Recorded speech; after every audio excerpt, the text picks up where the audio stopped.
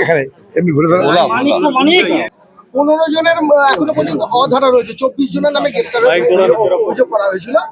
87টি বোমা উদ্ধার হয়েছে সামান্য এই 100 মিটারের মধ্যে, যেটা বারবার দাবি করছে পুলিশ। এখনো পর্যন্ত এই 87টা বোমা উদ্ধার আর 9 জনকে গ্রেফতার। এছাড়া দেখুন, এই গ্রামে যারা বাসিন্দা আছেন, এখানে হিন্দু মুসলমান সবাই মিলে বসবাস করেন। একটা শান্তিপূর্ণ গ্রাম হিসাবে এটা পরিচিতি ছিল এক সময়। এখানটাই ধর্মপ্রাণ মানুষ আছেন, বয়োজ্যেষ্ঠ মানুষ আছেন, বিবেক সম্পন্ন মানুষ আছেন। সবাই জানছে যে একটা বাচ্চা মেয়ে, 9 বছর যার বয়স, ক্লাস 4-এ পড়ে, একটা ফুটফুটে সুন্দর একটা বাচ্চা, তাকে এইভাবে নৃশংসভাবে খুন যারা করতে পারে তারা কখনো মানুষ হতে পারে না, তারপর শয়তান। এই গ্রামে সেই সব শয়তানরা বসবাস করেছে। এসব শয়তানের আক্রমণে তামান্নার মতন ফুলের মতন মিষ্টি একটা মেয়েকে অকালে আমাদের হারাতে হলো। আজকে তার মায়ের, তার পরিবারের দৃঢ়তার কারণে এখানকার পুলিশ বাধ্য হয়ে কয়েকজনকে গ্রেপ্তার করেছে। বাঁচানোর চেষ্টা করেও পারেনি। বাঁচানোর চেষ্টা করেছিল এখানকার এসপি নিজে, কারণ সে বলেছিল এটা একটা দুর্ঘটনা, আমাদের দুর্ঘটনা বলে মনে হচ্ছে, এটা তেমন কোনো ব্যাপার না বলে ব্যাপারটাকে হালকা করার চেষ্টা করেছিল, ব্যাপারটাকে গুলিয়ে দেওয়ার চেষ্টা করেছিল। কিন্তু তামান্নার মায়ের প্রতিবাদে, সেই মহিলা যে আমাদের ঘরের বুবু, সেই বোন, সেই বুবুর প্রতিবাদে আজকে সেখানকার পুলিশ তাদের কথা প্রত্যাহার করতে বাধ্য হয়েছে এবং কয়েকটা আসামিকে ধরেছে। তামান্নার পরিবার আজও ভীত, সন্ত্রস্ত। তাদের আশঙ্কা তাদের উপরে আবার হামলা হতে পারে, কারণ দুর্বৃত্তের দল, তাদের কয়েকজন দুর্বৃত্ত ধরা পড়লেও বাকি শয়তান যারা আছে তারা ঘুরে বেড়াচ্ছে। তাই তাদের গ্রেপ্তার করার জন্য তার মা দাবি করছে। তার মা, তার পরিবার অত্যন্ত আতঙ্কিত। আমরাও তাদের গ্রেপ্তারের জন্য দাবি করব এবং এই হত্যাকাণ্ডের প্রকৃত বিচার হোক, তার জন্য বাংলার মুখ্যমন্ত্রী দাবি করব। আমার আরেকটা দাবি বাংলার মুখ্যমন্ত্রীর কাছে, বাংলার মুখ্যমন্ত্রী মমতা ব্যানার্জির কাছে আমার দাবি, এই এলাকার মানুষ আপনার পার্টির লোককে জিতিয়েছে, এখানটাই এমএলএ করেছে। সেই এলাকার একটা বাচ্চা শিশু, 9 বছরের বাচ্চা শিশু, ফুলের মতন শিশু একটা, তাকে হত্যা হতে হয়েছে। তার পরিবার কাঁদছে।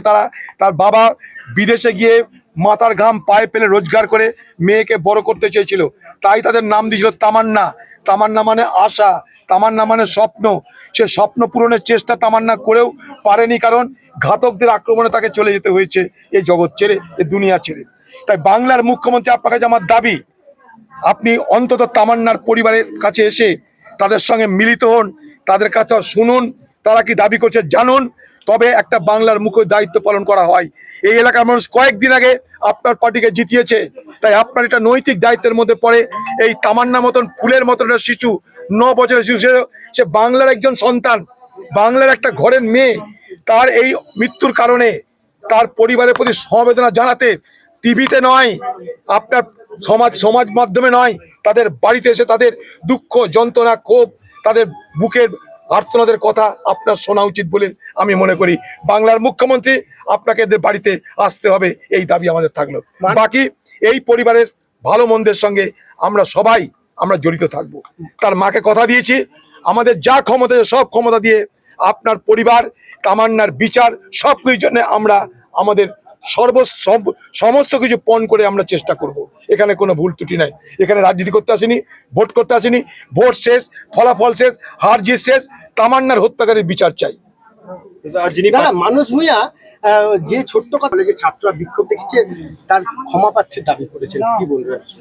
ওটাকে একটা কুকুর বলবো না ছাগল বলবো জানি না, একসময় আমাদের দলের নেতা ছিল, তার নিজের এলাকায় একটা ছাত্রকে খুনের মিথ্যা অভিযোগে তাকে কেসে ফাঁসানো হয়েছিল।